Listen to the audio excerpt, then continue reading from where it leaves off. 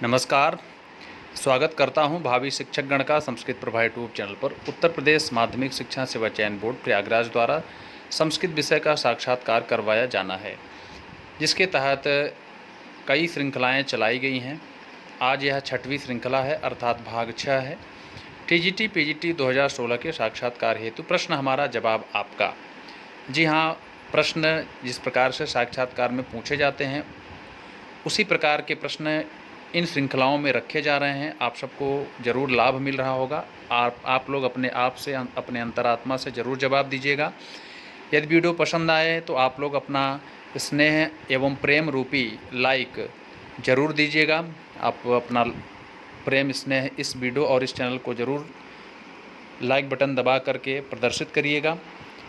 इन प्रश्नों पर अभ्यास ही साक्षात्कार हेतु बनाए आपको बेहतर, अर्थात जितने भी प्रश्न रखे गए हैं बिल्कुल सटीक रखे गए हैं। अक्सर विद्वानों के द्वारा ऐसे प्रश्न पूछे जाते हैं कहीं न कहीं, किसी न किसी साक्षात्कार में। इस प्रकार से आप सभी को अभ्यास करना चाहिए। तो चलिए बात करते हैं पहले प्रश्न पर।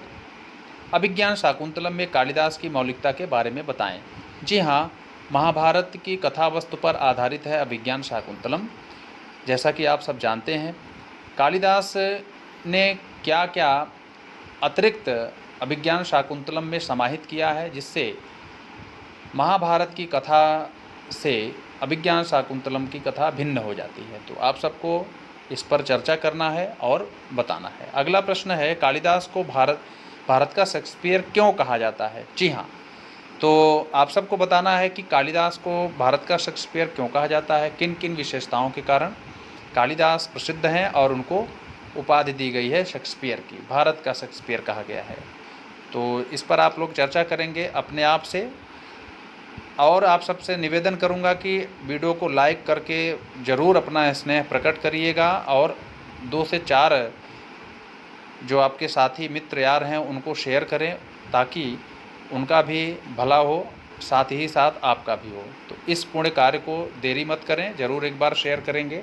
नए श्रोता होंगे तो ज़रूर इस चैनल को सब्सक्राइब कर लेंगे, बेल आइकन को दबा देंगे, ताकि नोटिफिकेशन के माध्यम से आप तक सभी सूचनाएं एवं ज्ञान की सामग्री प्राप्त हो सके। कालिदास ने अपने ग्रंथों में अपाणिनीय प्रयोग क्यों किया। जी देखिए, सबसे पहले तो आपसे पूछा जा सकता है कि अपाणिनीय प्रयोग क्या होता है, तो आपको बताना है। और कालिदास ने अपने सभी ग्रंथों में प्रायः अपाणिनीय प्रयोग किया है, अर्थात व्याकरण से, जो व्याकरणात्मक जो चीज़ें होती हैं उससे हट करके, अर्थात हम सीधा सीधा कहेंगे अव्याकरण प्रयोग। व्याकरण हमें शुद्ध लिखना और बोलना सिखाता है, तो पाणिनि क्या व्याकरण जब जो आया, व्याकरण से बहुत सारी चीज़ें शुद्ध हुई, भाषा में शुद्धता आई। लेकिन कालिदास ने अपने ग्रंथों में अपाणिनीय प्रयोग किया है, तो कहाँ कहाँ किया है, किस प्रकार के अपाणिनीय प्रयोग हैं, इसके बारे में 1-2 उदाहरण आप लोग ज़रूर याद रखिएगा और बताने की कोशिश करिएगा। चलिए, शकुंतला की विदाई किस अंक में होती है।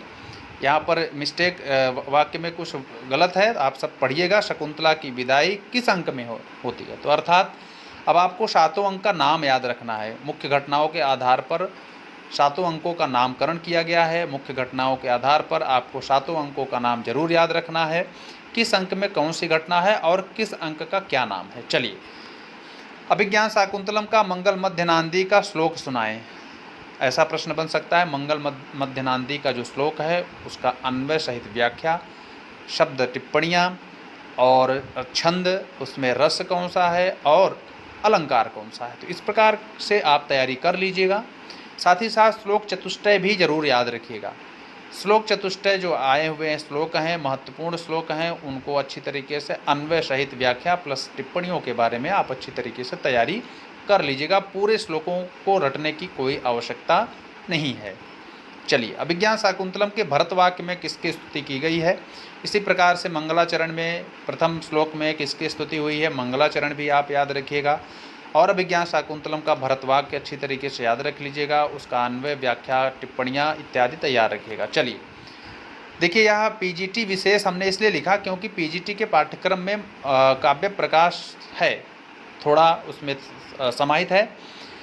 और आपसे टीजीटी के मुख्य रूप से भावी शिक्षक एवं शिक्षिकाओं से निवेदन करूंगा कि आप सब जरूर काव्य प्रकाश अर्थात मम्मट की जो रचना है उसके प्रथम एवं द्वितीय उल्लास को आप पढ़ लीजिएगा। यद्यपि आपके पाठ्यक्रम में नहीं है, क्योंकि विद्वान अक्सर काव्य शास्त्रीय ग्रंथों के जो विशेषज्ञ होते हैं वे भी आ जाते हैं, तो ज़रूर एक स्वभाव होता है जिसके अंदर जो निपुणता होती है, कला होती है, उसको दिखाने की चेष्टा भी करते हैं। तो हम क्यों विचलित हों, बस प्रथम एवं द्वितीय उल्लास बहुत थोड़ा है, सरल भाषा में है, आप उसको समझ सकते हैं। काव्य का लक्षण, काव्य हेतु, काव्य प्रयोजन और शब्द के प्रकार, शब्द शक्तियाँ, ये प्रथम और द्वितीय उल्लास में थोड़ा थोड़ा दिया गया है। आप वहाँ से भी तैयारी कर लीजिएगा। इस पर प्रश्न पीजीटी के भावी शिक्षक गण से कैसे पूछा जाएगा? शक्तिर निपुणता लोकशास्त्र काव्याद्य वेक्षणात् काव्यज्ञ शिक्षाभ्यास इति हेतु तदुद्भवे। काव्य हेतु में 3 कारण बताया गया है। मम्मट के अनुसार तो हेतु के स्थान पर हेतुवः का प्रयोग होना चाहिए, क्योंकि गुरु की तरह रूप गुरु गुरवः। वैसे हेतु हेतवः क्यों नहीं हुआ है? इसमें यही प्रश्न आपसे बनेगा। अक्सर प्रश्न पूछा जाता है। यहाँ पर हेतु लिखा है, हेतवः क्यों नहीं हुआ है, ऐसा प्रश्न पूछा जाएगा आपसे, तो आपको बताना है, अच्छी तरीके से व्याख्या करके बताना है। चलिए नेक्स्ट प्रश्न है, उत्तर प्रदेश के किस जिले में ट्रांसजेंडर विश्वविद्यालय खोला गया है? देखिए, शिक्षा जगत से है, आपसे ऐसा प्रश्न पूछा जा सकता है, तो हमें सामान्य जानकारियाँ रखनी है। आप जिस प्रदेश से संबंधित हैं उसके ज़िले से, जिस ज़िले से आप जुड़े हुए हैं, आपसे ज़रूर पूछा जाएगा किस ज़िले से हैं, तो उस ज़िले की मुख्य विशेषताएं, वहाँ के डीएम कौन है इस समय पर वर्तमान में, एसएसपी कौन है, और वहाँ के मुख्य शिक्षा अधिकारी कौन है, इस प्रकार से भी सामान्य जानकारी जरूर रखिएगा। चलिए, चयन बोर्ड के अध्यक्ष एवं सदस्यों की नियुक्ति कैसे होती है? यह सवाल आप सबके लिए है, बेहतरीन सवाल है, आप सबको बताना है।